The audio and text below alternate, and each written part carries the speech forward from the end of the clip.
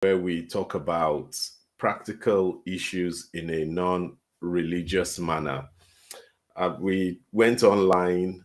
For you who will be watching this later, we had a bit of technical hitches, but we thank God that we're back online now and we should be able to see me or hear me. I think there were a few people on. So today we're talking about a very interesting topic, which is what's the most important skill? What's the most important skill? And to help me with this topic is everyone that will be joining very soon. Yeah, apologies all. There was a few technical difficulties or hitches which impacted on our ability to have like a smooth session. But I think everyone's coming back on. Let me just say hello. We are now back. So this let's discuss is a segment where we talk about practical issues. And for you joining us for the first time, feel free to contribute, share, and reach out to us if you have any questions or you feel there's some areas that you're not clear on or need further clarification. In some cases, you could identify, good evening, you could identify that mm, we didn't cover the topic very well. And I do get some of those as well. You feel we didn't cover the topic well and you want to chip something in. No matter what, feel free to chip in and get across to us. And for you who will be watching this later, feel free to reach out, drop your comments, like, subscribe if you want to be notified of some of our future programs. And I need to just mention as well, we have a lot packed for this year, and God will help us deliver it all. So stay tuned to this channel, and we'll be unpacking it and informing you as everything begins to fully mature. So good evening, fine. Good evening, you're welcome. I noticed Ngozi joined the other time. Ngozi, my Dutch sister, so she joined the other time. Um, not quite sure what's happening with the connection. Okay, so we'll make a start. Like we said in the previous when we were starting this topic, that look, there are hundreds of skills that we can acquire or learn.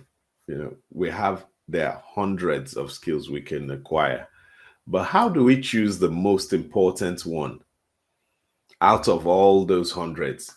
I'm sure if we are to start calling out skills one by one, we might be here for another 40 minutes or 50 minutes.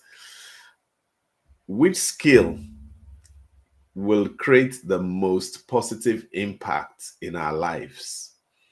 And which skill will have the most transformative effects in our life? Yeah, okay, you're here.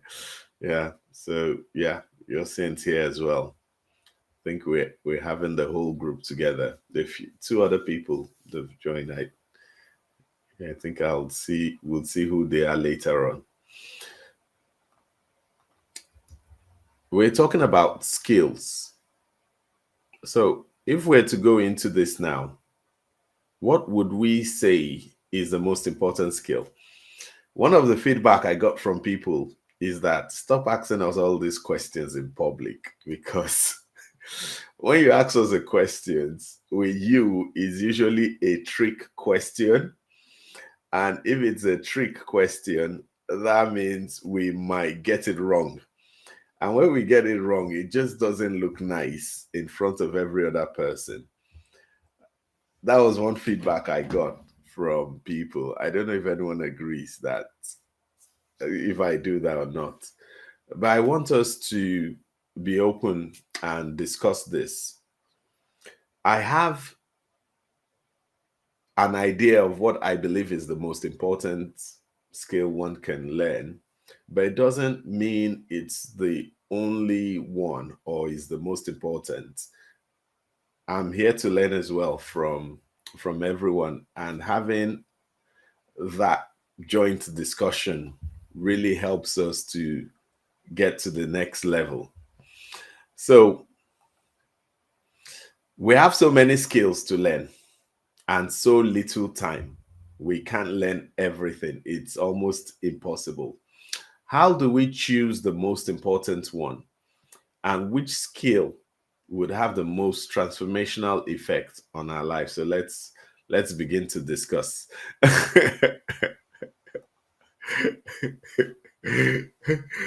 Okay. Um yeah, so okay. So I agree. I agree. You don't have to answer in public, but it does help when we all discuss different matters because okay, I'll get cracking with what I think, and it will be good to understand what people think as well. There are so many skills that we can learn that would take us to the next level. I believe that. And I also believe that there isn't one skill that is guaranteed. And I'll contradict myself in a minute. There's so many things that, so I'm sure all of us would have attended or seen books like Three Keys to a Better Life, Four Steps to Abundant Living, Six Pillars of Prosperity, and the list goes on and on. In some cases, some of those steps may be similar, and some of those steps may not be similar. Following one thought leader might focus on the most important skill you need to have as a person is okay, now we've got one, people management, and he's actually not far from what I think. And this is why I said today's topic is open for discussion. I don't have a fixed view of it. I like this, Professor Emeritus, people management. It's really close to what I had in my heart uh, to talk about. People talk about, some will say the ability to make money is number one. Some will say the ability to read books. Some will say the ability to work hard, so forth. And everyone would have different views as to what skills. The first thing I would say is that on the journey of life, everybody would require, in some instances, different skills. If you work as an employee and you work as, let's say, an accountant, you would, yeah, no, I agree. Three steps to prosperity. Yeah, so many things. I've even seen 20 things you need to do in order to live your best life. And it's all prescriptive. And we wouldn't be prescriptive, but would share our opinion. Skills might vary. Someone who is a footballer, the skill you'd want is maybe the skill to play better or dribble or be more skilled. Someone who is a politician, the skill they would need would be different from someone who is a teacher. Therefore, everyone has different skills that they would write down as number one. What I've done is taken a step back from all these disciplines to say, if we step back and think about what would be the most important thing that would apply to every area as well as every type of person, what will that skill be? I will share my view with you. It's not far from what Professor Emeritus has said. So that's why uh, everyone feel free to answer questions. There are no trick questions. For me, the number one skill that would help transform our life, and this is my opinion, is the ability to communicate. I can go into the Bible. Even in the Bible, it started by, in the beginning, God created the heaven and earth and said, let's come together. That was God communicating with some divine entities. Something happened. Jesus as well spoke. In the Bible, all throughout the Bible, Moses was selected by God and he said, I can't speak. Give me someone who can speak, which underlines the importance of communication. And God told him, no, I've given you the ability to speak, but go with Aaron. And that ability has now progressed as well, where when Jesus came, he was speaking in parables. Yeah, that's right. To communicate. Oh, yes, here you got. Wow, you got that. Yeah, to communicate. That's the correct one. My correct view or latest view. And I would like people to chip in as well.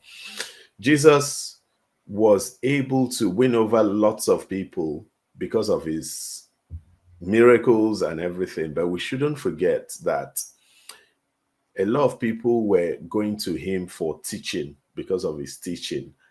And the way he teaches as well, people said he teaches with authority. He spoke parables, breaking down complex scripture into simple things.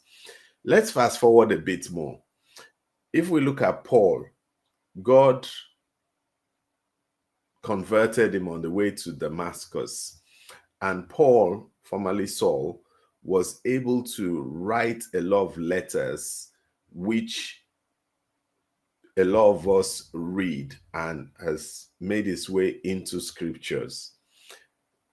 Some people actually say that Paul really helped cement and expound on who Jesus was for us, because if you read the four accounts of Jesus, Matthew, Mark, Luke, and John, at times they didn't go into some detail, which Paul in his letters, and Paul was seen as a good communicator. So we can see, so let's continue to move forward. If we now move into the era of emperors and kings, what they do is most of them sell an idea, a vision. They're able to motivate people, carry people along, get buy-in, and together do great things. And one of the things they've done is they have the ability, you see, you should have spoken up. You would have gotten it. The ability to communicate. That's why we're still reading books by someone like Napoleon, reading lots of books about people who have had the ability to communicate their ideas to people and get them really fired up. If we look at it, even in today's society, you discover that a lot of people like Martin Luther King Jr. and the other one who did the Protestant group, they've been able to communicate their ideas, their visions to people. And I've put it down as well, because if we forget all those examples of people, people who have done great things and say, well, we're on our path to doing great things by grace of God, each and every one of us. If we take it back and say, what do I do 60% of the time or 70% of the time? If we examine it critically, it would be a people related activity, which is why I said Professor Emeritus was right. People management.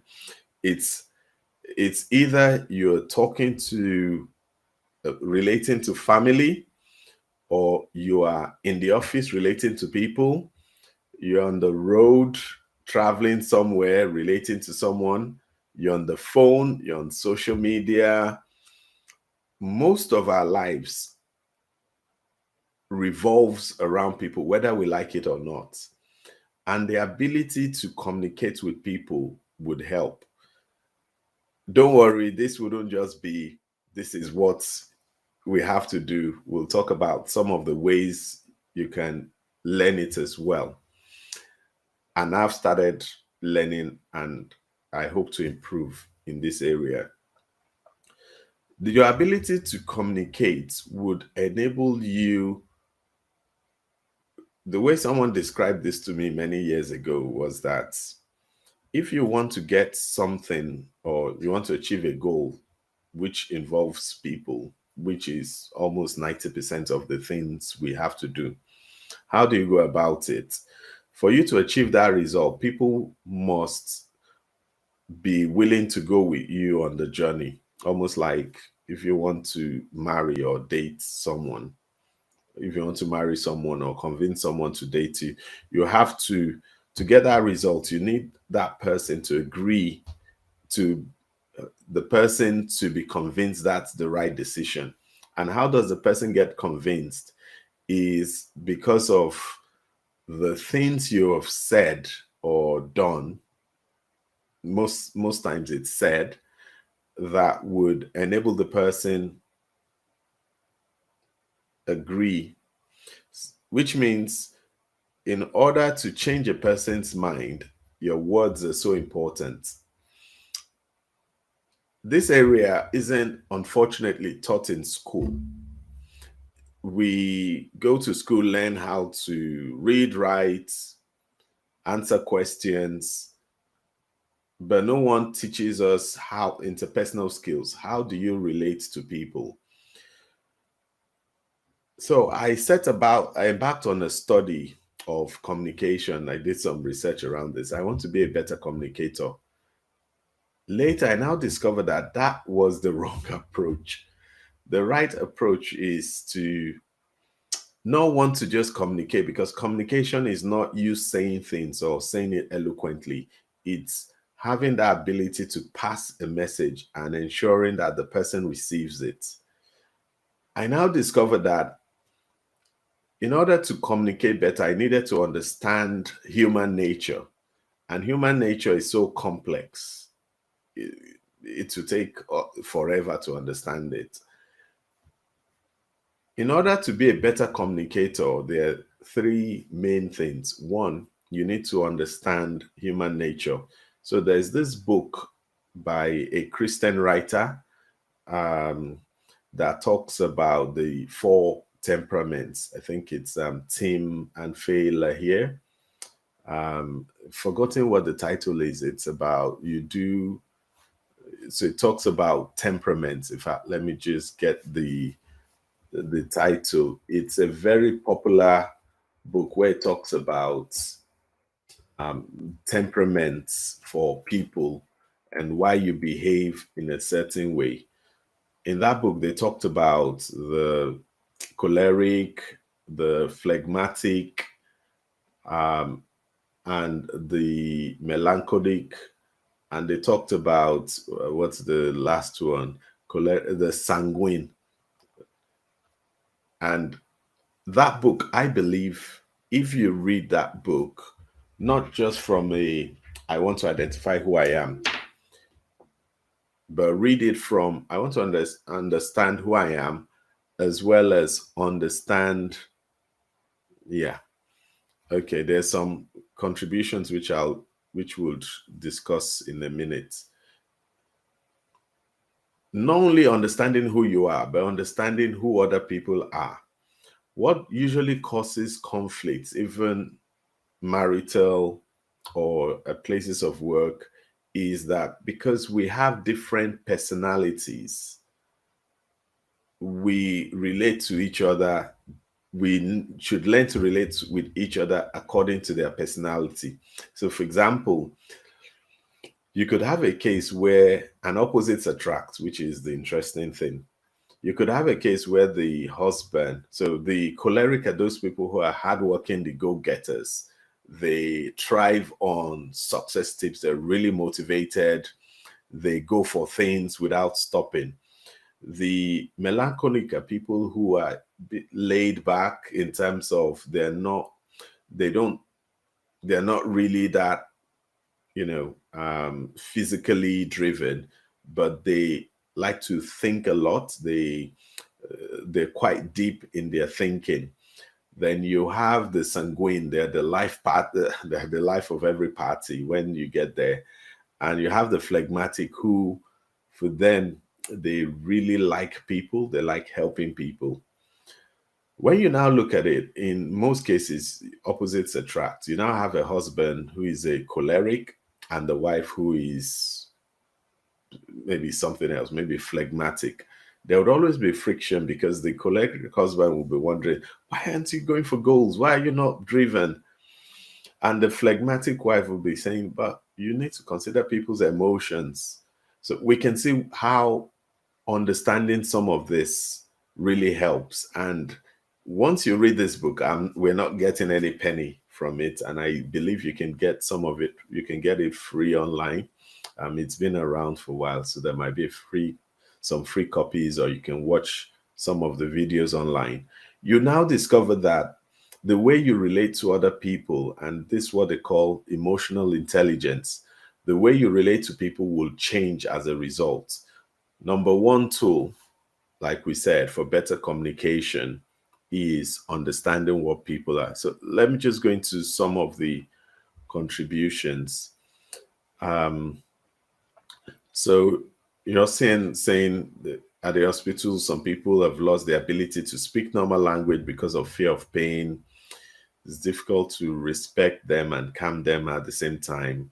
There and yeah, you're totally right. Okay, yeah, thanks. You're saying that was a very good one. There are some cases, if you see someone really angry or in level of pain or fear, the last thing you want to do is to communicate to them. And that's why you need to bring them out of that situation first, or ensure that they are open, which is why we said communicate rather than talk. When the person who is meant to receive the message is not in a conducive state, one of the things you need to do is to ensure you communicate to them based on where they are. And once they're out of that, either pain or emotional outburst, you achieve better communication. And these things does not preclude even people in church. So some people say, "Wow, this is not really spiritual content." Yeah, we're discussing practical issues, because you'd see some pastors who are choleric who would say, "From today, anyone who doesn't do X, Y, Z," and people who are not choleric would say things like, "Wow, that was a bit tough from the pastor." And people who are choleric would say, "Yeah, that's good. The pastor needs to lay the law down." And suddenly we're all fighting each other. Understanding that people have different temperaments, and thanks, if it helped me. So the title of that book is Spirit Controlled Temperament. I would advise, if there's one book you would read this year, and don't be like me, God is helping me not to move away from shelf development into self-development. Let's not add this as one book we want to read. Let's try and read it. Let's move from shelf development to self-development. Yeah, thanks so much. So this is the title of the book, Spirit Control Temperament. Once you read it, it's the okay. Someone said, yeah, four temperaments. Yeah. So once you read this book, I can assure you that you'd start thinking about people in a different way. And to be a communicator, you need to understand. There's a saying that understand, then be understood. Understanding what temperament people broadly are and relating to them based on that would really help in communication.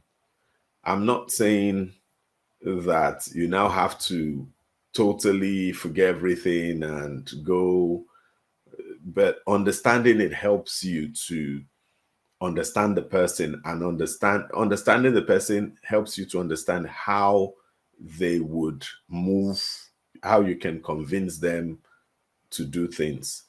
Number two, we've spoken about what I believe the most important skill is, because we spend more than 60-70% of our lives in this category, which is speaking to people, relating to people, people management. What we've said is communication. And under those things, we talk about 3 points how we can become better communicators. I'm sure there are 10. I'm sure we can write a book about 8. Um, someone should give me like a good phrase.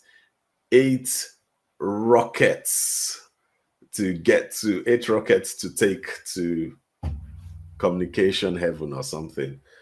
But we'll talk about 3 in our opinion. And if there are other views, would want to welcome it. We've talked about the first one being understanding people personality. If you really want to go to the next level, I don't fully recommend it, but if you have some time, pick up some books on psychology, read deeper. Number 2 is improve your speaking. Improve your speaking doesn't mean you now speak with an accent. It doesn't mean you now speak with big words that no one understands. That even you, when you say the big words, you're not even sure what it fully means or how it's applied. Or you could know, but everyone around you now needs to go to the dictionary. It sounds really nice at times when you speak and everyone's like, oh, what's the meaning of that? Majority of our conversation, however, should be broken down that people can understand where you're getting to, and prevent people thinking you're a show off, or people not understanding the big word and giving it a different meaning. That would okay, there's some things here. So Yosin is saying one of the things is that we should confirm that people understand the message and even repeat it, so that there is that uniformity and people can understand what you're saying. This is important as well.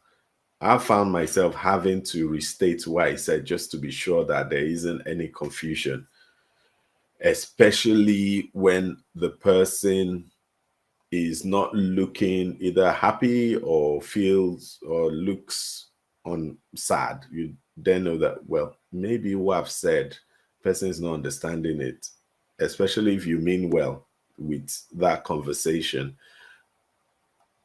Checking is very good. So what I meant by improving the speech is that, at times when you're speaking, I'll give a good example of this happened to me. This happened to me. I went on holiday once, came back to the office. I forgot my password. And when I was trying to get in, I couldn't remember the password. The system locked me out. I called the IT team to help me. So I called the IT team. Hello. They picked up the call. Hello. Yeah. They said, hi, how can we help? And I said, I went on holidays. I've come back. My password, I can't remember it. And I've tried to log in a few times. It's locked me out. What do I do? And the person looked at me. Oh, well, I'm sure they looked at me on the phone, through the phone. I could only hear their voice. Person kept quiet and said, "You need a password reset." And I just said, "Yeah, that's true." All the speech I was giving was totally irrelevant to what I needed to say. My speech wasn't sharpened. I was saying, I was given like a long essay when all I should have said is, "Please, can you give me a password reset?" I was talking about coming back on holidays, my system not working. We need to look at our speech, and there are a few ways we can tighten up our speech. That is making sure it's concise, it's clear. When we're speaking, is it short? Are we saying, are we using 30 words to describe one thing? Are we using 5 sentences instead of one? Then, second, we need to make sure our speech is clear. That is, if you mean something, say it, as opposed to, let me give another example. Maybe I would be around tomorrow. Maybe I'll try my best. What you're saying in that case is maybe, but in some cases, all you should do is say, "I won't be around tomorrow," and the person just understands. Um, this is a proper pidgin. um, yeah, if I feel attacked, no, it's not you, it's everyone. Me myself, we talk about, we just carry books, which is a topic that is close to me once I master it myself, to talk about how we need to read and not build up books. Then when I'm able to master it myself, I'll be more confident talking about it. So he likes the British accent. Oh, really? I don't know. I don't know. I had British accents. You like accent and big words. Okay, now we can see the people we are talking about. If I like big words, words that will end with zim zim zim zim zim zim zim.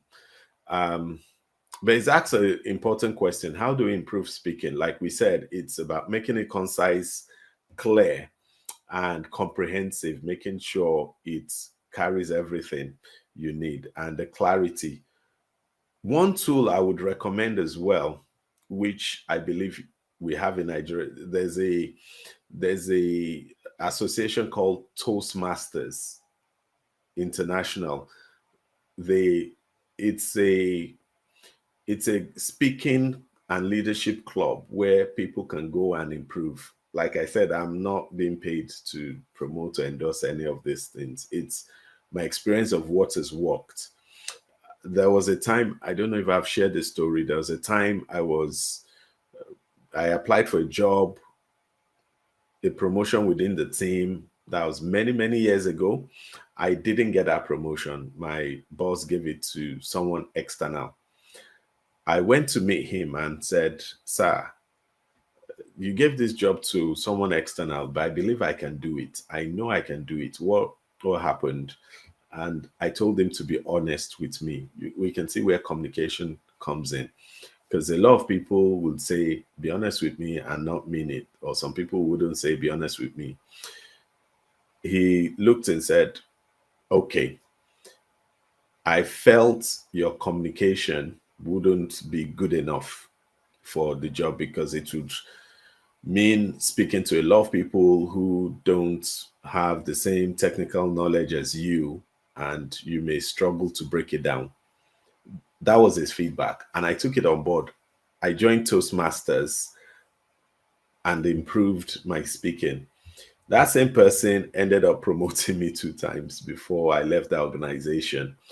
We can see how communication helps you.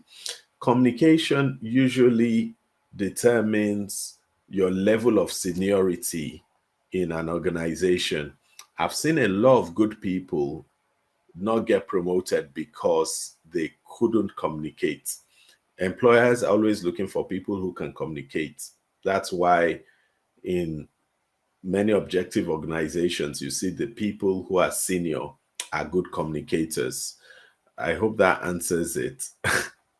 Nigerian plenty talk. Yeah, we do that. We do that. We say five things when we should just say one thing. Add a hallelujah. Yeah. We've talked about several things here about the two ways we've talked about. You need to understand personality in order to communicate.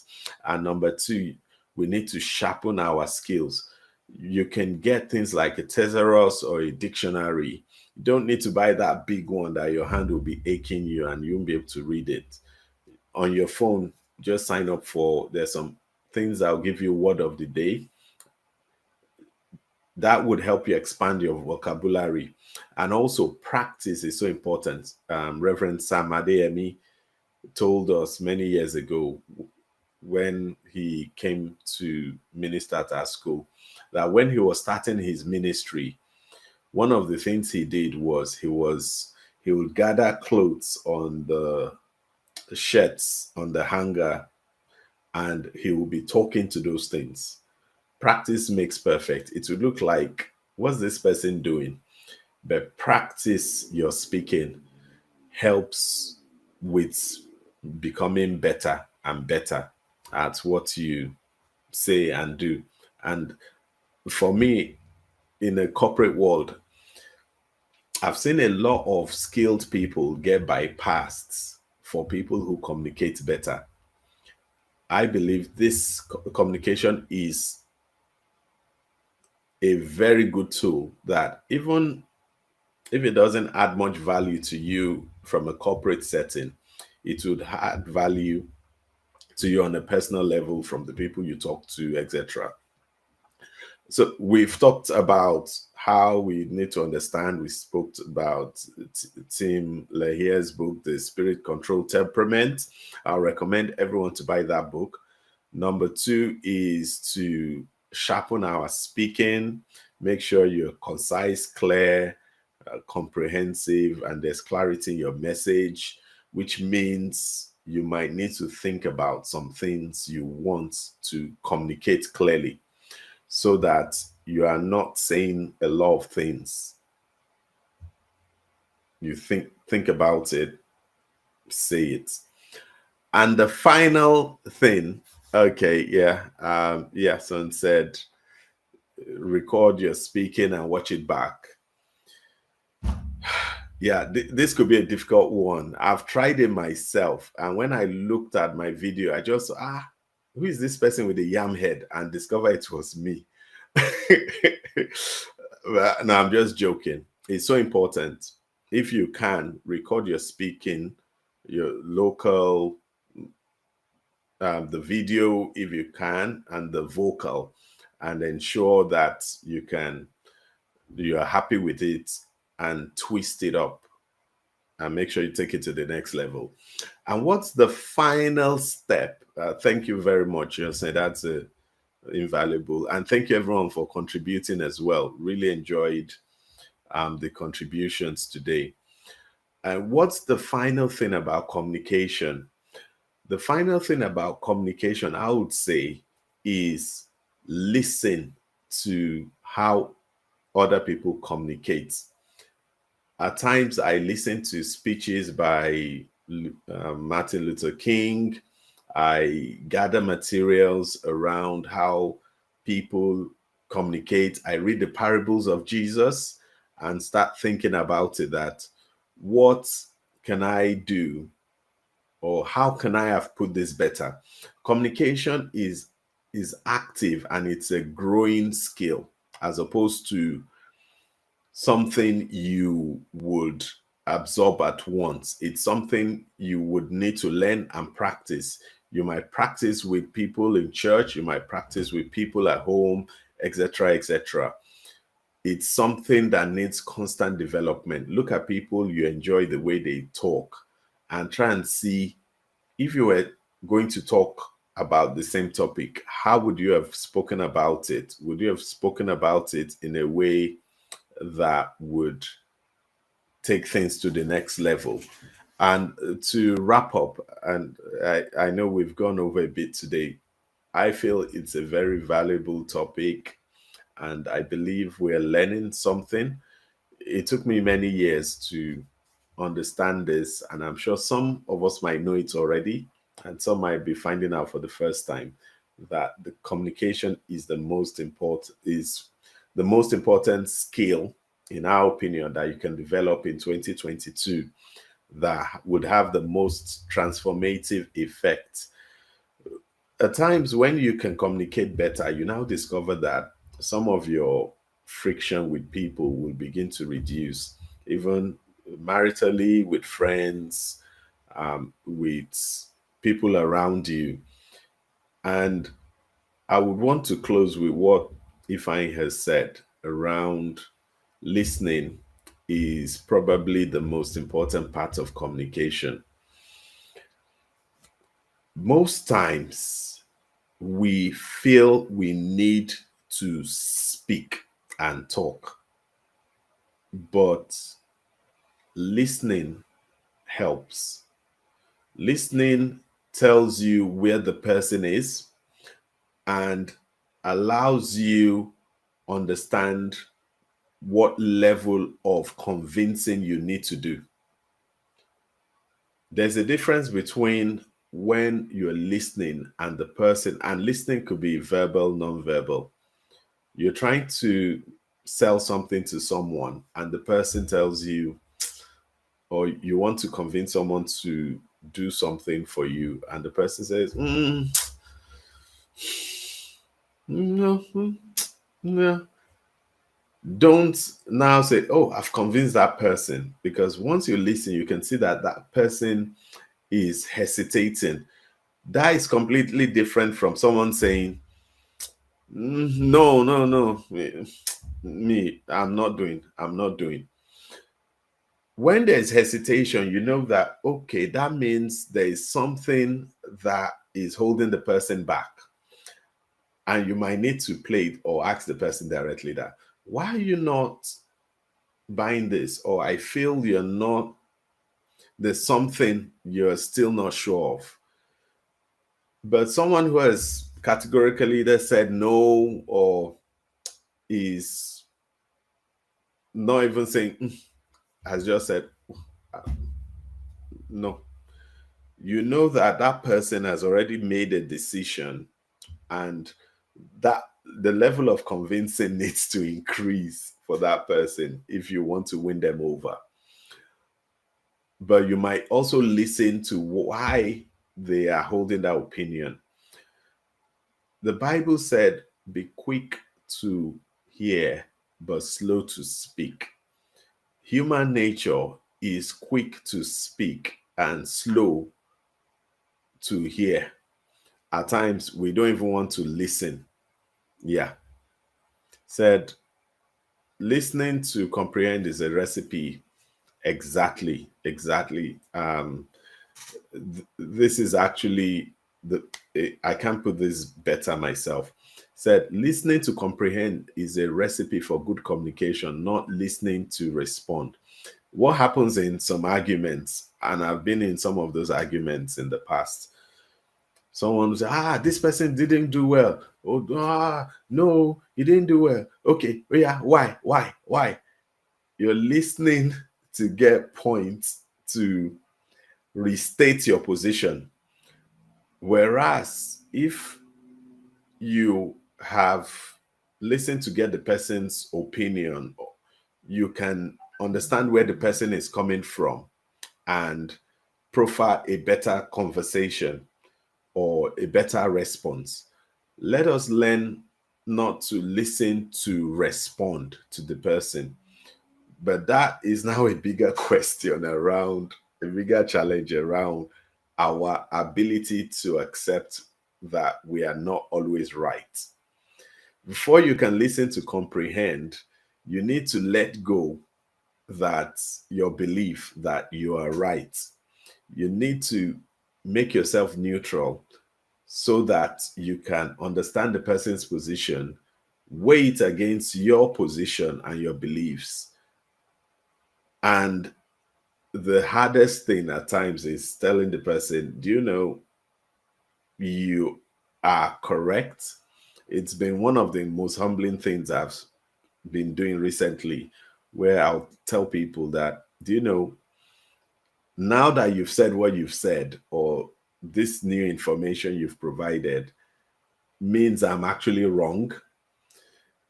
And God will help us to begin to do that. I'm not 100% like that most times. Human nature, we're not like that. We like to be right. We like to stick to what we know, but we need to learn to open our hearts, because communication is two ways. Communication is not you just telling the person your view or your opinion.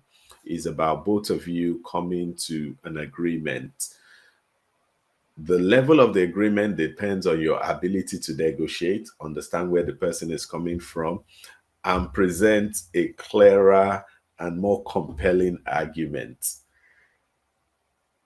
With these few words of mine, I hope we've been able to convince and not confuse that our communication, ability to communicate, in our opinion, or in my opinion, not even on Box Press opinion, it's just my opinion, Emmanuel, that in my opinion, if I can communicate better, it would have the most transformative impact on my life. And thanks to everyone for your contributions.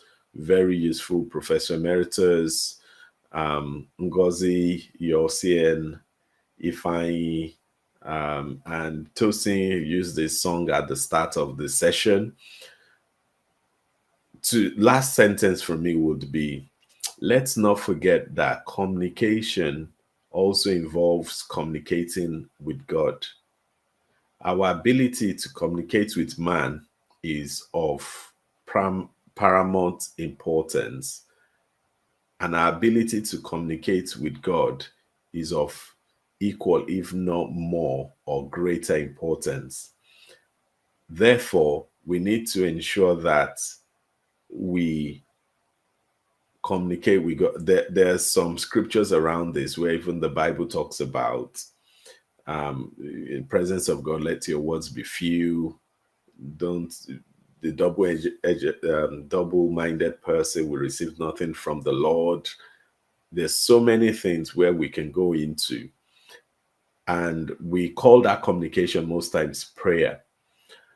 Let's learn to communicate, because even with God, he calls it a relationship. He says he wants to have a relationship with us, and our ability to communicate well with God would improve that relationship. So God will help us. Have a wonderful week, everyone.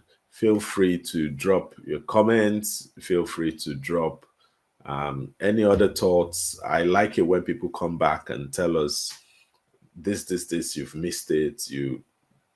It helps us grow as well. So God bless you all. Have a wonderful week. Apologies for overrunning, but I hope we got good value from this. God bless you all. Have a wonderful evening. Bye.